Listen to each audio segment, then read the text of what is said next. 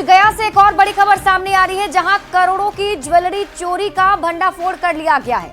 473 kilo चांदी और 45 लाख नगद बरामद कर लिए गए। अंतर जिला गिरोह के 2 अपराधी गिरफ्तार किए गए हैं। नवादा के हिस्सा में आभूषण दुकान में चोरी में शामिल थे दोनों, जिसे गिरफ्तार कर लिया गया है। मामले में कई आरोपियों की गिरफ्तारी हो चुकी है। गिरफ्तार चोरों की निशानदेही पर ही एक्शन लिया गया। सिटी एसपी रामानंद कुमार कौशल ने भी इसकी जानकारी दी है। ये तस्वीरें आपके टीवी स्क्रीन पर एक्सक्लूसिव दिखा रहे हैं। देखिए, जो नोटों की गड्डी आपको नजर आ रही है, जो बंडल नजर आ रहा है, ये 45 लाख रुपए कैश है, जिसे पुलिस ने बरामद किया है। 473 किलो चांदी बरामद किया गया है। और न्यूज 18 संवाददाता एलन लिली अधिक जानकारी के साथ जुड़ गए हैं। एलन लिली, क्या और अपडेट? देखिए, बता दें कि इस मामले में जो है की जा रही है। फिलहाल अभी इस मामले की पुष्टि किसी द्वारा नहीं किया गया है। आपको बता दें कि जो बरामद जो 473 किलो जो चांदी बरामद हुआ है, 45 लाख रुपए जो कैश हुआ है, अब पुलिस जो है इसके बारे में जो इनकम टैक्स है और जीएसटी है उस विभाग को भी जांच करने के लिए दिया गया है। और उस मामले के बाद ही स्पष्ट हो पाएगा कि सारा माल जो है कहाँ से आया था और कहाँ कहाँ चोरी की गई थी। बहरहाल आपको बता दें कि गया जिले में एक बहुत बड़ा चोर गिरोह का एक गैंग चल रहा है, जो बिहार के अलग अलग जिलों में जाकर खासकर आभूषण दुकानों में चोरी घटना को अंजाम देता था। और इसी क्रम में गया जिले के इमामगंज में पिछले दिनों जो है एक आभूषण दुकान में चोरी की घटना का प्रयास किया जा रहा था। तभी पुलिस जो है मौके पर पहुंचती है और दोनों चोर को वहां पर गिरफ्तार किया था। उसकी निशानदेही पर गया से भी एक चोर को गिरफ्तार किया था। और जब इस गिरोह से जब तहकीकात किया गया था, पता चला कि इस गैंग के जो लोग हैं वो हिस्सा जो नवादा जिला का है, उससे कि यहाँ इस मामले में ये सभी जो चोर है, अपराधी है, उसमें शामिल है। इसके बाद जो है हिस्सा थाना से पुलिस और गया पुलिस की संयुक्त कार्रवाई में कोतवाली थाना क्षेत्र के सराफा बाजार के एक आभूषण दुकान है, उसमें छापेमारी की गई। तब वहाँ पे इतनी सारी जो लगभग करोड़ रुपए की चांदी है वो उसको बरामद किया गया। साथ ही 45 लाख रुपए जो है उसे जब्त किया गया। फिलहाल अब पुलिस अब आगे की कार्रवाई में जुट गई है और जीएसटी विभाग जो इनकम टैक्स जो विभाग है उस पर भी अब वो लोग अपने तरीके से उसको अब पूछताछ करेगी। जी चलिए, आप इस खबर पर नजर बनाए रखिए। शुक्रिया इस अपडेट के लिए। और ये तस्वीर हम आपकी टीवी स्क्रीन पर आपको दिखा रहे हैं। 2 तस्वीरें हैं, जिसमें आप पहली तस्वीर जो देख रहे हैं उसमें 2 अपराधी जिसे गिरफ्तार किया गया है। अंतर जिला गिरोह से जुड़ा हुआ ये दोनों अपराधी बताया जा रहा है। और दूसरी तस्वीर है कैश और चांदी बरामद जो की गई है, उसकी तस्वीर हम आपके टीवी स्क्रीन पर आपको दिखा रहे हैं। और बड़ी खबर आपको मोतिहारी से बताते हैं, जहां सुगौली रेलवे स्टेशन पर गश्ती के दौरान पुलिस ने भारी मात्रा में चरस की खेप को बरामद किया है। और पुलिस ने लावारिस हालत में 24 किलो 390 ग्राम चरस को जब्त किया। सुगौली स्टेशन के प्लेटफॉर्म नंबर 1 पर लावारिस हालत में फेंके गए बैग से चरस बरामद किया गया है। और बरामद चरस की कीमत करीब 1 करोड़ रुपए आंकी जा रही है।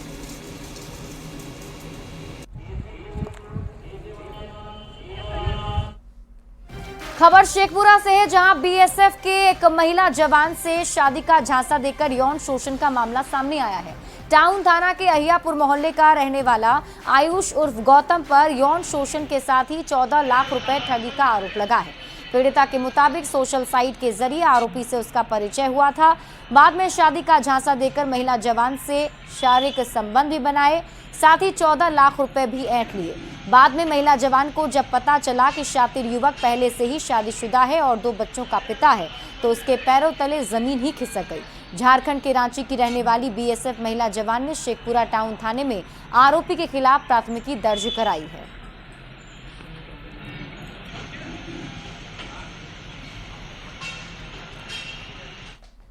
और बड़ी खबर आपको नवादा से बता रहे हैं, जहां हाई टेंशन तार की चपेट में आने से 4 लोग की मौत हो गई।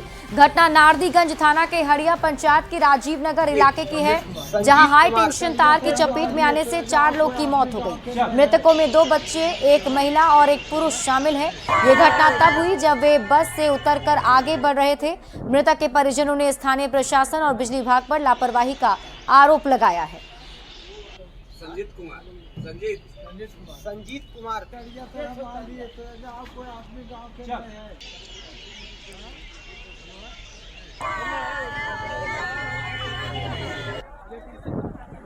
ऐसे में कई सारे सवाल हैं जो उठ रहे हैं और न्यूज 18 ये सवाल पूछता है, बीच सड़क पर हाई टेंशन तार कैसे आई? सवाल ये, विभाग को इसकी जानकारी आखिर पहले से क्यों नहीं थी? और सवाल ये भी कि 4 मौत का जिम्मेदार कौन है? और सबसे बड़ा सवाल ये कि क्या लापरवाह अधिकारियों पर कार्रवाई होगी? देखिए, बीच सड़क पर हाई टेंशन तार गिरा हुआ था जिसकी चपेट में आने से 4 लोगों की मौत हो गई है। जब गिरा सर तो वहां से टकरा करके और ये सब लड़कन पर मैंने गिर गया सर, तो हम लोग क्या करें, पब्लिक तो मरते मैंने आजिज हो गया है कहते कहते प्रशासन को भी और बिजली विभाग का, लेकिन इस पर कोई कार्रवाई नहीं हुआ है। मेरा दीदी जा रहा था ससुराल, राजगीर से चैनपुर जा रहा था। इतना में रास्ता में तार गिर गया, इसी तार के बीच में आ गया मेरा। तो कितना लोग का मौत हुआ? दरभंगा में भीषण आग का तांडव देखने को मिला, जहां कुशेश्वर स्थान प्रखंड के तिलकपुर गांव में 6 से ज्यादा घर जल गए। आग की लपेटें इतनी तेज थीं कि स्थानीय लोगों को आग पर काबू पाने में मुश्किल हो रहा था। आग की चपेट में कई मवेशी भी आ गए, उनकी भी झुलसने से मौत हो गई।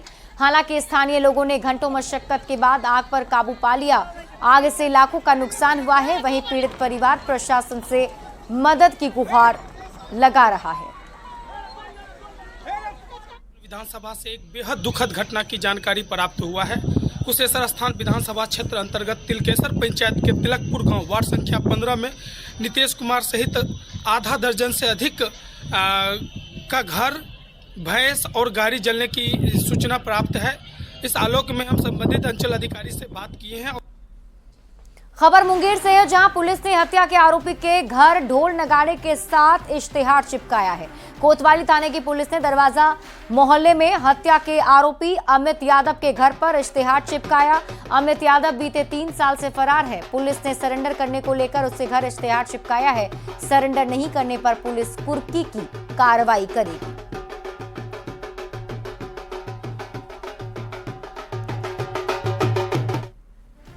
और देखिए, सीएम नीतीश कुमार को 2 बार सीएम बनाने के तेजस्वी यादव के बयान पर अब केंद्रीय पंचायती राज मंत्री ललन सिंह ने भी पलटवार कर दिया है। उन्होंने कहा कि नीतीश कुमार ने रात भर कैंपेन कर लालू प्रसाद को सीएम बनाया था।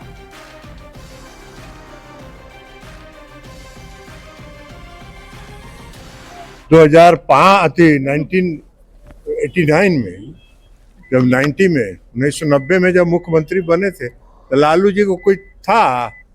अरे रात भर नीतीश जी कैंपेन करके लालू जी को मुख्यमंत्री बनाए। एक विधायक लालू जी को पसंद नहीं कर रहा था, एक एमएलए नहीं था, वो अपने प्रस्तावक थे अपना, और एगो शिव शंकर जी मास्टर साहब थे विधायक, वो उनके समर्थक, यही 2 आदमी थे। टोपोलैंड भूमि पर दाखिल कब्जे का सवाल विधान परिषद में उठा। जेडीयू एमएलसी नीरज कुमार ने कहा कि टोपोलैंड पर कब्जे से विवाद बढ़ रहा है और इसके मालिकाना हक पर सरकार जल्द फैसला ले। जवाब में भूमि राजस्व मंत्री संजय सरावगी ने भरोसा दिया और कहा है कि टोपोलैंड पर विधिक विभाग से राय ली जा रही है। भूमि को विशेष सर्वेक्षण कराए जाने का निर्देश निर्गत है। विशेष सर्वेक्षण का कार्य कब तक पूरा हो जाएगा? अर्थात फर्स्ट सप्लीमेंट्री विधि विभाग को अगर राय मांगा गया कि 3 साल हो गया है, क्यों नहीं राय मिल रहा है? और ये सवाल इसलिए महत्वपूर्ण है सभापति महोदय, ये विभिन्न विभागों से जुड़ा हुआ है। हम माननीय मंत्री जी से अनुरोध करेंगे, ये बहुत बड़े भूभाग का मामला है जिससे लोग परेशान हैं, तो इसको समग्रता में विभाग को प्राथमिकता के आधार पर एक विस्तृत बैठक करनी चाहिए और इसका बिंदुवार जो समस्या है उसका निवारण क्या हो सकता है। अब वहां जमीन नहीं बिकता सभापति महोदय, आधी जो उसकी जमीन है वो टोपोलैंड की है, वहां डबल डेकर बन रहा है। अब जिनके मकान तोड़ दिए गए उनको पैसे नहीं मिल रहे हैं। सरकार को इस पर तत्क्षण निर्णय लेना चाहिए। यूं ही बिहार में भूमि सुधार नहीं होने के कारण बगल के उत्तर प्रदेश और बंगाल में जो चीजें हो गई हैं वो हमारे यहां नहीं हुआ। सरकार इसको गंभीरता से देख भी रही। तो अध्यक्ष महोदय, टोपोलैंड और असर्वेक्षित भूमि के स्वामित्व एवं अधिकार के संबंध में माननीय सदस्य ने उठाया है। विधि विभाग बिहार पटना से परामर्श प्राप्त किया गया था। पूर्व में प्राप्त परामर्श में विद्वान महाधिवक्ता बिहार द्वारा अपनी राय में यह स्पष्ट अंकित किया गया कि असर्वेक्षित भूमि सरकारी भूमि, इस प्रकार की भूमि को सरकार के दखल एवं स्वामित्व में लाने का प्रयास किया जाना चाहिए।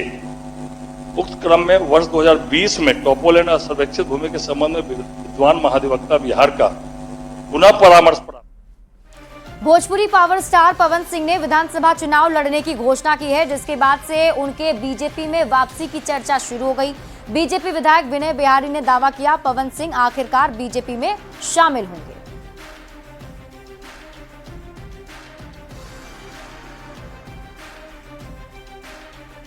दिमाग है वो भाजपाई दिमाग है और पवन सिंह 2019 से 2014 से ही लगातार भारतीय जनता पार्टी के लिए गाने गाते रहे हैं। माननीय आदरणीय नरेंद्र मोदी जी के लिए बहुत सारे गाने गाए, आरएसएस के लिए गाने गाए।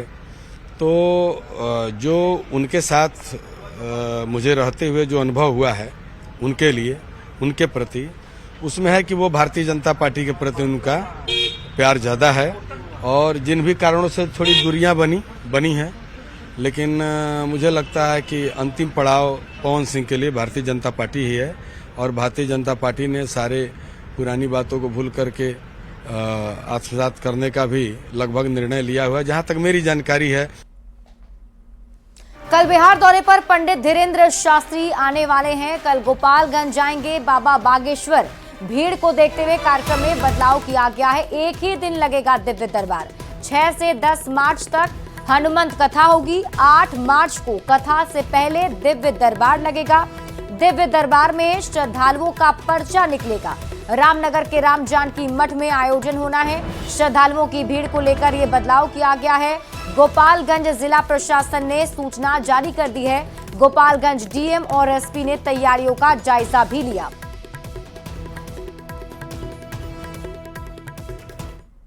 वहीं आरएसएस के सरसंघचालक मोहन भागवत 5 दिनों के बिहार दौरे पर पहुंचे हैं। मोहन भागवत मुजफ्फरपुर के कलमबाग चौक के मधुकर निकेतन में आरएसएस कार्यालय पहुंचे, जहां वे रात्रि विश्राम करेंगे। कल सुबह वे सुपौल के लिए रवाना होंगे, जहां वे कई कार्यक्रम में शामिल होंगे। मोहन भागवत 7 और 8 मार्च को मुजफ्फरपुर शहर में रहेंगे और आरएसएस के तमाम सदस्यों के साथ बैठक करेंगे। 9 मार्च की सुबह वे नागपुर के लिए रवाना हो जाएंगे। राष्ट्रीय स्वयंसेवक संघ के प्रमुख मोहन भागवत अपने 5 दिवसीय बिहार दौरे पर आज मुजफ्फरपुर पहुंचे हैं। मुजफ्फरपुर के मधुकर निकेतन स्थित जो आरएसएस कार्यालय है वहां पर पहुंचे हैं। तो 5 दिनों के लिए बिहार दौरे पर आरएसएस प्रमुख मोहन भागवत हैं और अभी मुजफ्फरपुर पहुंचे हैं। मुजफ्फरपुर में उनके आगमन को लेकर बीते कई दिनों से तैयारी भी चल रही थी और सुरक्षा व्यवस्था जो है आप देख सकते हैं किस तरीके से भारी संख्या में सुरक्षा बलों की तैनाती की गई है। शहर में ज्यादातर इलाकों में चप्पे चप्पे पर पुलिस की तैनाती है और आरएसएस प्रमुख जो मुजफ्फरपुर पहुंचे हैं तो आज वह मुजफ्फरपुर के आरएसएस कार्यालय में ही वह विश्राम करेंगे, रात्रि विश्राम करेंगे। उसके बाद कल सुबह वीरपुर सुपौल के लिए रवाना होंगे। फिर 7 और 8 तारीख को मुजफ्फरपुर में ही तमाम आरएसएस के कार्यकर्ताओं के साथ, आरएसएस के जो भी संघ के सदस्य हैं उनके साथ वह बैठक करेंगे, मीटिंग होगी। उसके बाद 9 मार्च को वह नागपुर के लिए रवाना हो जाएंगे। तो 5 दिनों के लिए बिहार दौरे पर आरएसएस प्रमुख आए हैं और ऐसे में सुरक्षा व्यवस्था भी जो है वह काफी टाइट कर दी गई है और ऐसे में आप देखेंगे किस तरीके से काफी संख्या में पुलिस बलों की तैनाती आरएसएस कार्यालय से बाहर भी की गई है। रोड पर आप देखेंगे कि भारी संख्या में पुलिस बल तैनात है और अंदर जहां आरएसएस का कार्यालय है वहां पर भी भारी संख्या में सुरक्षा बल तैनात है। तो कहीं ना कहीं आरएसएस प्रमुख मोहन भागवत के आगमन को लेकर जिला प्रशासन, पुलिस प्रशासन जो है पहले से ही अलर्ट मोड में है और आज मोहन भागवत यहां पर रात्रि विश्राम करेंगे। फिर उनका सुपौल का दौरा होगा, फिर पुनः 2 दिनों के लिए मुजफ्फरपुर में रुकेंगे। फिर 9 मार्च को वह नागपुर के लिए रवाना हो जाएंगे। मुजफ्फरपुर से न्यूज 18 के लिए प्रियांक सौरभ। मशहूर लोक गायक सुनील छैला बिहारी ने भागलपुर से युवा बिहार उद्घोष यात्रा की शुरुआत की है। इस यात्रा का मुख्य मकसद बिहार की राजनीति में युवाओं की राजनीतिक और सामाजिक भागीदारी सुनिश्चित करना है। सुनील छैला बिहारी ने लोगों से जनसुराज से जुड़ने की अपील भी की। अपील रहेगी सबको जुड़ना चाहिए, क्योंकि बिहार के पलायन की बात है, रोजी रोजगार की बात है, जो कभी बिहार में मुद्दा ही नहीं बना। रोजगार पलायन यहाँ कभी मुद्दा नहीं बना, इसलिए सबसे अपील करता हूँ कि जनसुराज से जुड़े, बिहार को बदलना है तो। एक्ट्रेस नीतू चंद्रा ने पटना हाई कोर्ट में जनहित याचिका दायर कर सरकार से अश्लील भोजपुरी और हिंदी गानों पर पूर्ण प्रतिबंध लगाने की मांग की है। राष्ट्रीय पुरस्कार विजेता नीतू चंद्रा ने अपनी मांग रखते हुए कहा कि स्कूल जाने वाली लड़कियां असुरक्षित महसूस करती हैं। उन्होंने अश्लील गाना गाने वाले गायकों पर केस दर्ज करने की मांग की है। नीतू चंद्रा से बातचीत की न्यूज़ 18 संवाददाता विनीता मिश्रा ने। हमारे साथ नीतू चंद्रा हैं। नीतू जी, महिलाओं के सम्मान के लिए आपने आवाज उठाई है, हाईकोर्ट तक आज आप पहुंची है, केस फाइल किया है आपने, क्या लगता है? महिलाओं की सुरक्षा बहुत ज़रूरी है और मैंने बहुत डेकेड से मैं देखती आ रही हूँ कि बिहार में अपने लोग ही ऐसे ऐसे गाने बनाते रहे हैं कि चाहे हमारे बिहार की महिला किसी भी पोस्ट में हो, इस तरह के गाने बजते हैं तो नज़र झुक जाती है।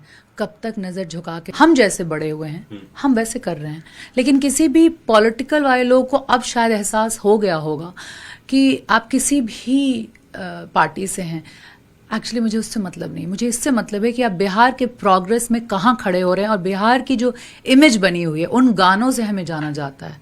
कितनी मतलब शर्म की बात है, उन गानों से लोग अगर आप सच में टैलेंटेड हैं, जैसे हम हनी सिंह को बोलना चाहते हैं, मुझे पर्सनली आपसे कोई दुश्मनी नहीं है, लेकिन आपने हमारी मातृभाषा को यूज़ करके हमारे औरतों के ऊपर हर चीज़ में इतना अभद्र लाइंस डाला है और वो हमारा प्रॉब्लम रहेगा।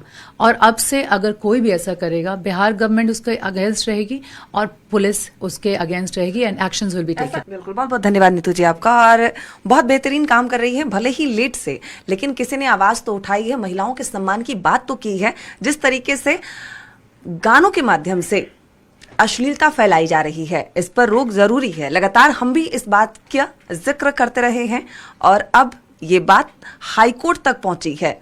सरकार इस मामले में उचित कार्रवाई करेगी, नीतू जी को ऐसा उम्मीद है और हम सब को भी ऐसा उम्मीद है कि शायद जो भोजपुरी भाषा है, महिलाओं के सम्मान की, सिक्योरिटी की जो हम बात करते हैं, उस पर काम हो। कैमरामैन अमित के साथ विनीता मिश्रा, न्यूज़ 18 पटना। और फिलहाल इस बुलेटिन में अभी के लिए बस इतना ही। आप देखते रहिए न्यूज़ 18 बिहार झारखंड।